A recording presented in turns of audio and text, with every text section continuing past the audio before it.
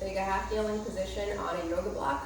You can do this without a yoga block as well, but you would just be in deeper hip flexion on that knee and just make sure that you have a little more cushion. But the idea is that it makes it a little bit easier to support the position with that bottom knee elevated. What will tend to happen is this hip will hike up, the opposite of the one that's elevated. So just take your hands, help that hip drop down, and that way you'll see that your finger's elevated if you have a reflection or a mirror next to you, because for this exercise, having some direct feedback, like watching yourself, will be super helpful. Now, that's the position from the front. You're just gonna make sure that this toe is pointing forward, the knee is just a little bit forward of the heel, and everything else is pretty symmetrically stacked. From the side, it is not a hip flexor stretch.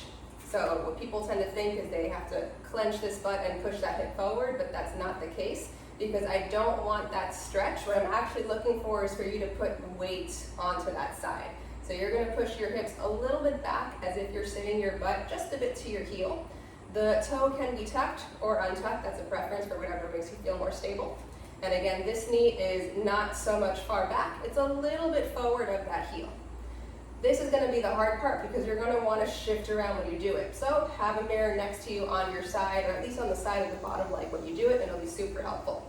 So once you have that little sit back, you'll feel that your hips naturally tuck under you. You'll feel a little bit of that hamstring working. If you don't, you can push gently into the block with your knee. And then you're gonna start with a reach. There's a ton of different reaches we can do with this. Let's just start with a forward one. The idea is that as you go through the exercise, you might find that you can start to reach more overhead, but this is base position. So what we're gonna do is use breathing to manipulate rib cage to make sure that as ribs move down, we start to grant ourselves more range of motion through the upper thorax and the shoulders.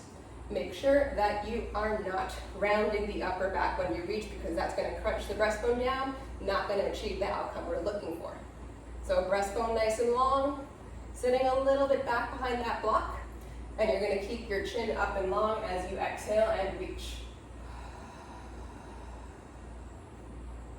So you're gonna feel that the ribs deflate down, they might travel back more in space.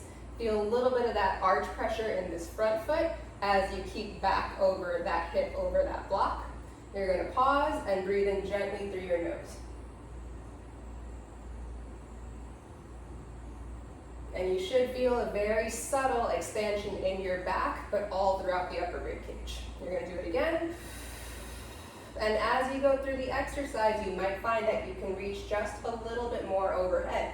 Allow that to happen so long as this position doesn't change. Pause to breathe in quietly through your nose. Making sure that everything in the neck and the head stays relaxed, so keep your chin up to help that happen. Now you might not go as high as me. You might stay stuck right here, totally fine. The exercise still works as long as you're executing it the same way, checking on your position, making sure that you're not shifting forward. Always pause and breathe in quietly through your nose. The higher you go, you will feel your shoulders burning.